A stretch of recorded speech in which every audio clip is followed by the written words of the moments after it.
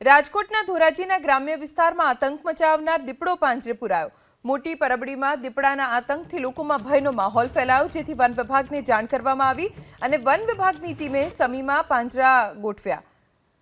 ગામના લોકોનો દાવો છે કે છેલ્લા ઘણા સમયથી દીપડાના આટાફેરા વધ્યા છે, જેથી સીમમાં પાંજરા મૂકીને આ દીપડાને પૂરવા માટેની તજવીજ હાથ ધરવામાં આવી હતી। જ્યારે મોરી પરબડીમાં વન વિભાગે પાંજરા મૂક્યા ત્યારે લાંબા સમયની રાહ જોયા પછી દીપડો આખરે પાંજરામાં પુરાતા સ્થાનિકોએ રાહતનો શ્વાસ લીધો।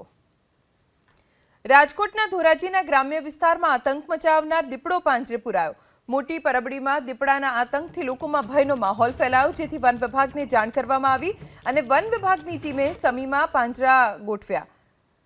ગામના લોકોનો દાવો છે કે છેલ્લા ઘણા સમયથી દીપડાના આટાફેરા વધ્યા છે, જેથી સીમમાં પાંજરા મૂકીને આ દીપડાને પૂરવા માટેની તજવીજ હાથ ધરવામાં આવી હતી। જ્યારે મોરી પરબડીમાં વન વિભાગે પાંજરા મૂક્યા ત્યારે લાંબા સમયની રાહ જોયા પછી દીપડો આખરે પાંજરામાં પુરાતા સ્થાનિકોએ રાહતનો શ્વાસ લીધો।